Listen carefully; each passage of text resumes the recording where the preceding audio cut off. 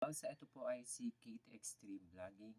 At for today po, update lang tayo para po sa mga nag-repatriate na mga OFW. Okay?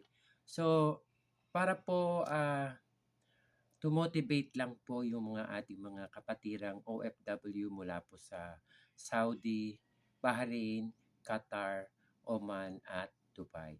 Para po sa inyong lahat, ah wag po kayong matakot na umuwi po sa Pilipinas dahil po makaka-survive po kayo dito. Isa po ako sa halimbawa na nakasurvive po ako dito sa Pilipinas at ngayong April 25 po ay 1 year na po ako sa Pilipinas. Umuwi po ako ng year 2025 dito po sa Pilipinas at yun nga po sa aking panukala, nakasurvive naman po ako dito for 1 year at hopefully tuloy-tuloy na po yan. So, siguro naman sa mga OFW, meron naman po kayong konting ipon o naipon, gamitin nyo po sa inyong pagninegosyo. Okay? Para po makasurvive tayong lahat ng mga OFW na nag-repatriate, ay diskarte lang po ang kailangan. So mag-isip po tayo ng pagkakakitaan, okay? Gawa po kayo ng tindahan, sari-sari store, magtinda po kayo sa kanto, maggawa po kayo ng mga banana queue, mga pagkain pong panghapon, yung mga merienda, ayan po, yun po ay pangalawa.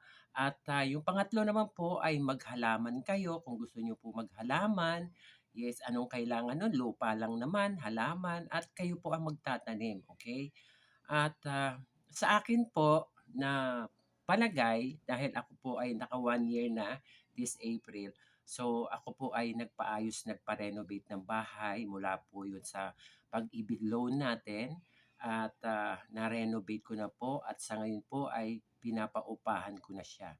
So meron na po tayong income regarding housing. Okay? So, ang pangalawa po, nagbukas po ako ng halamanan para po sa gulay at sa mga ornamental plants. Okay? So, yun po ang aking pinopokus for this year na mag-grow po lahat ng aking itinanim at mag-multiply at nang sa ganon, pag malalaki na sila, ililipat ko na sila sa paso at yun ay for sale. Okay? Benta na po yun. Okay? So, wag po kayong matakot mga ka-OFW. Ang iisipin nyo lang na kung nandiyan po kayo sa bansang Middle East, isipin nyo kung wala kayong trabaho, paano po kayo magbabayad ng bahay? Wala po mapag ah, part-time, part-time job, wala po. Okay? Pagkain nyo, okay? Iisipin nyo lahat yon. Ngayon, kung mahirap po sa inyo, nahihirapan na kayo, wala po kayong gagawin kundi umuwi na lang kayo. Okay? Dahil po sa panahon ngayon, dahil po may ceasefire tayo, may ceasefire po doon sa Middle East at ang US po. So, ito na po yung pagkakataon nyo makalabas sa bansa nila. Okay? At sundin nyo lang po ang inyong sundin nyo yung inyong self-intuition. Okay? Self-intuition lang po, sundin nyo yon. At kayo po ay makakasurvive po dito sa Pilipinas. Okay? Medyo tipid-tipid lang po. Huwag po masyado nagagastos. Huwag po lumalabas-labas. Pupunta sa mga restaurant para kumain. Ngayon kung meron po kayong kakayahan na gawin yon, gawin nyo. Okay? Pero kung ako sa inyo, i-focus nyo yung sarili nyo sa pagninegosyo. Yun nga po, meron namang bagong bukas na sinasabi doon ng DTI, SB Corporation, .gov.ph, pwede po kayo mag-loan doon. Kung kayo po meron na existing na negosyo, dali nyo lang po yung inyong municipal certificate, yes, o municipality, okay, trade license, yon, dali nyo po sa kanila. At isang ID po na issue by the government, okay, issue by the government, that is TIN ID, okay, Pag-ibig ID, PhilHealth ID, okay? So lahat po ng government ID po ay kailangan nyong gamitin, okay? Para po sa mga OFW, wag po kayong matakot na kayo po ay sinasabi po ng karamihan ng mga OFW na mahirap sa Pilipinas, which is true. magastos sa Pilipinas, which is true. Pero kung kayo po ay madiskarte sa buhay nyo, kayo po ay makakasurvive, okay? Dahil po bago tayo maging OFW, dito po tayo nanggaling sa Pilipinas. Tandaan nyo yan.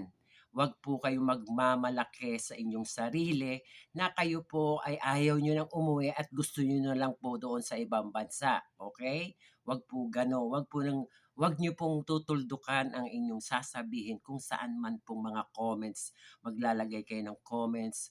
Okay? Huwag nyo pong tutuldukan yun. Dahil tatandaan nyo kayo po ay Pilipino at dito po kayo sa Pilipinas sa inyong huling araw. Ayan po. Ito po ay update mula po kay Kate Extreme Vlogging para po sa mga OFW, mga kapatiran kong OFW, galing po dito sa Middle East. Maraming maraming salamat. At don't forget to subscribe po at i-share nyo po ito sa ating mga kapwa OFW para po sa kanilang mga motivation na hindi po sila matakot or mangamba sa pag-uwi po nila dito. Dahil po ang DMW ay magbibigay po ng kaukulang halaga sa mga uuwi at meron din po silang proyekto para po sa mga OFW, consists of 5 people na magkakaibigang OFW. Pwede po kayong mabigyan ng DMW or ng OWA ng kaukulang halaga para po sa inyong pagsisimula ng negosyo. Ayan po. Maraming maraming salamat po and God bless you.